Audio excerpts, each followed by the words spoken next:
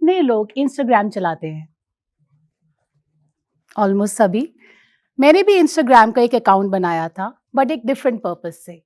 मैंने वो अकाउंट अपना तिलोरी करके मेरा जो ब्रांड है उसको चलाने के लिए बनाया और आज हमारे 40,000 से ऊपर हमारे जो फॉलोअर्स हैं। Good morning. एंड मैं आज यहाँ पे इसलिए हूँ कि मैं अपनी जर्नी आप लोगों के साथ शेयर कर सकूँ। हमारी जो ब्रांड की शुरुआत थी वो एक छोटी सी अलमारी से हुई।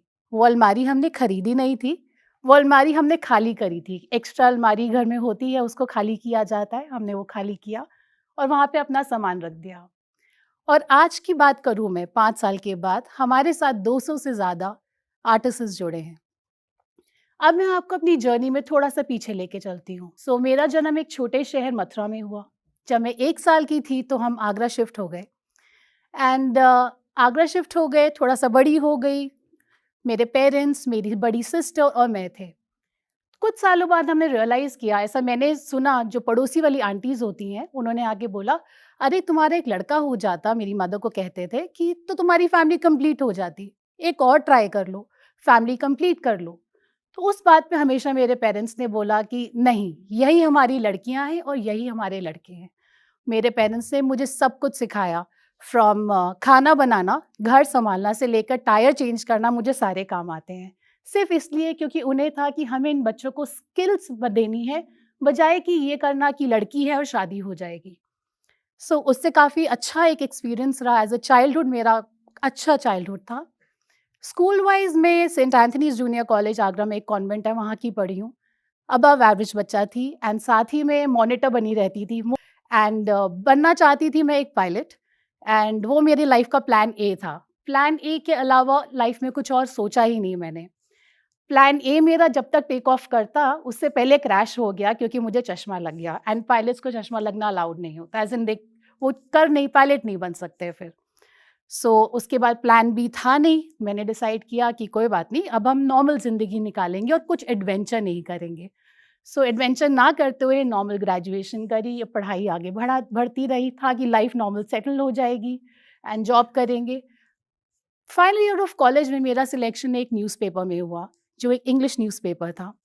वहाँ पे मैंने ट्रेनी जर्नलिस्ट की तरह 1 साल काम किया एंड उसमें वहाँ पे मैं एज़ अ लाइफ़स्टाइल जर्नलिस्ट काम करती थी। एज़ अ लाइफ़स्टाइल जर्नलिस्ट मेरा exposure towards handloom, Indian crafts, slow fashion, fast fashion काफ़ी रहा। बट वो मेरी जर्नी का पार्ट था, उसको मैंने ऑफ़ कोर्स मैं उसमें इन्वॉल्व थी क्योंकि मेरी रुचि उसमें थी, बट मैंने ज़्यादा कुछ नहीं किया उस बारे में। फ़ास्ट फॉरवर्ड टू जब मैं 31 की हुई, मैं और मेरी सिस्टर एक एग्ज़िबिशन के लिए गए एंड वहाँ पे हमें एक आर्टिसन मिले। उन आर्टिसन ने वो एक कपड़ा बेच रहे थे और उन्होंने मुझे बोला कि मैम ये कपड़ा आप ले लीजिए, मैं आपको बहुत सस्ते में दूँगा। कोइंसिडेंस की बात ये थी कि सेम फैब्रिक का कपड़ा का कुर्ता मैंने एक बड़ी ब्रांड से खरीदा था 5 गुना प्राइस पे। तो उस दिन मुझे लगा कि जर्नी बिटवीन जो एक आर्टिसन है और एक क्लाइंट है, उसमें 5 गुने का फ़र्क है और शायद वो मुझे 5 गुने का जो डिफ़रेंस है, उसको ठीक करना है। तब मैं अपनी एक फुल टाइम जॉब में थी। फिर सडनली 1 साल के बाद मुझे रियलाइज़ हुआ कि अब मुझे नौकरी छोड़नी पड़ेगी क्योंकि मैं अपना पूरा टाइम जो है तिलोरी को देना चाहती थी। कोइंसिडेंस कहिए, अनफॉर्च्यूनेटली और फॉर्च्यूनेटली, जिस दिन मैं अपना रेज़िग्नेशन देने जा रही थी, उस दिन मुझे पता चला कि मेरा प्रमोशन हो गया है। तो मुझे लगा शायद यूनिवर्स का ये कोई साइन है और मुझे नौकरी नहीं छोड़नी चाहिए। तो बड़ी परेशान होके मैं अपने फ़ादर के पास गई उस दिन और मैं अपने फ़ादर को बोला कि आपको क्या लगता है, क्या करना चाहिए? तो उन्होंने बहुत स्माइलिंग तरीके से मुझे बोला कि तुम्हारी लाइफ़ में प्लान बी तो था नहीं, पहली बार प्लान बी तुम्हारा बन रहा है लाइफ में, तो तुम देखो तुमने क्या करना है। जो तुम अभी कर रहे हो, उससे तुम लाइफ में, लोगों की लाइफ में डिफरेंस नहीं ला सकते। पर ये जो तिल्होरी का कॉन्सेप्ट चल रहा है, उससे तुम बहुत ज़्यादा लाइव्स अफ़ेक्ट करोगे पॉज़िटिवली। वही डिसीज़न हो गया, मैंने अगले दिन रिज़ाइन कर दिया एंड ऐसी लाइफ़ स्टार्ट हुई। उसके बाद स्टार्टिंग में हम लोग रीसेलिंग करते थे। नाउ रीसेलिंग इज़ कि एक प्रोडक्ट खरीदा और उस प्रोडक्ट को बेच दिया एंड कुछ महीनों बाद मुझे रियलाइज़ हुआ कि इसमें मेरा टैलेंट क्या है? मैं क्या कर रही हूँ? एक सामान ले रही हूँ और एक सामान बेच रही हूँ, छोटे से प्रॉफ़िट के साथ। तो मुझे लगा कि नहीं, मुझे कुछ यूनिक करना होगा, मुझे कुछ बेटर करना होगा सो दैट मेरा टैलेंट बाहर आए एंड एक क्लाइंट 2 महीने बाद या 6 महीने बाद या 2 साल बाद बोर ना हो जाए, उन्हें लगे कि हाँ, इनके पास कुछ इंटरेस्टिंग है। मैं अपने आप को मार्केट से डिफरेंट कैसे करूँगी? सो ये सोचते हुए हमने अपना स्टिचिंग यूनिट नोएडा में रखा एंड रीसेलिंग से लेके हम लोग इसमें क्रिएटिंग क्लोथ्स में हम लोग शिफ्ट हो गए। एंड एक और डिसीजन बहुत इंपॉर्टेंट होता है बिजनेस में, प्राइस पॉइंट ढूंढना। प्राइस पॉइंट ढूंढते वक्त हमें होता है कि एक डिसेंट छोटा प्राइस रखिए एंड प्रॉफिट इतना होना चाहिए कि दिक्कत ना हो। Of course everybody is here for money, but at the same time artisan को भी दिक्कत ना हो। सो हमने क्या किया, मैंने एक साड़ी, मुझे अभी भी याद है, वो हमने खरीदी आर्टिसन से एंड हमने उसको 2800 रुपये का उसका प्राइस पॉइंट रखा और उसको बेचना स्टार्ट किया। इंस्टाग्राम पे मेरे पास एक लेडी का मैसेज आया कि मैं आपसे बात करना चाहती हूँ। तो मुझे लगा शायद ओके, आज तो पक्का ये साड़ी बिकेगी। एक्साइटमेंट तो ऐसे ही होता था स्टार्टिंग में। मैंने अपना नंबर दिया, मेरा फ़ोन बजा।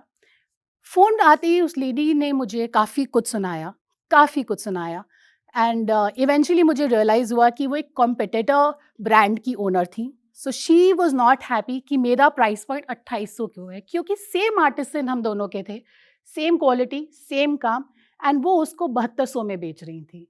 सो that is when I realised कि अगर प्राइस पॉइंट ठीक है तो आप मार्केट में रेवोल्यूशन ला सकते हो।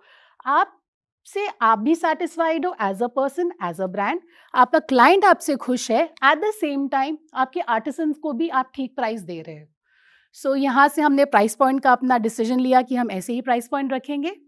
एंड एक और बड़ी इंटरेस्टिंग स्टोरी हमारी जर्नी में रही कि हमने कभी एड्स नहीं किए। इंस्टाग्राम पे लोग एड्स बूस्ट करते हैं एंड खूब सारा ऐड होता है, आप पैसे इन्वेस्ट करते हो, लीड्स आती हैं। हमने ऐसा कुछ नहीं किया। हमने directly, it is just through word of mouth कि हमारे पास जो आज तक ऑर्डर्स आते हैं, पूरे जितने लोग हैं वो ऑर्गेनिक रीच के हैं। एंड पैशन, हार्डवर्क, ये सब इम्पॉर्टेंट है। उसके साथ अपनी सोल का एक हिस्सा अपने काम में डालना, that's very very important. And I think somewhere as a brand, as an individual, हमने सक्सीड किया उस चीज़ में। 2 लोगों से शुरू करी थी जर्नी, मैं और मेरी बड़ी सिस्टर, और आज हम लोग 12 गर्ल्स हमारे यहाँ ऑफिस में काम करती हैं। 4 जो हैं हमारे मास्टर जी हैं, 2 टेलर्स हैं और 200 से ज़्यादा आर्टिसंस गांव में काम करते हैं। Covid of course was difficult for everyone, but Covid में हमने सबसे ज़्यादा ग्रो किया। लोगों के पास समय था स्टोरी सुनने का, हम क्या कर रहे हैं, हमारा क्या इंटेंशन है, वो सब सुनने का, और हमने वो सब किया उस टाइम पे।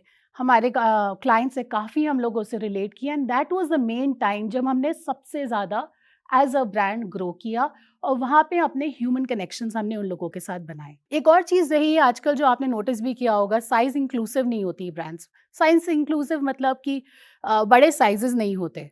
तो ये शायद पर्सनल एक्सपीरियंस से भी आता है। मैं एक बार एक स्टोर पे गई और उन्होंने मुझे देख के कहा कि मैम आपके साइज़ से कपड़े नहीं हैं। सो मुझे लगा कि like this is not done, you know, if you somebody is a double XL और अ ट्रिपल एक्सएल, इसका मतलब ये नहीं है कि उसे कपड़ा नहीं मिलेगा मार्केट में।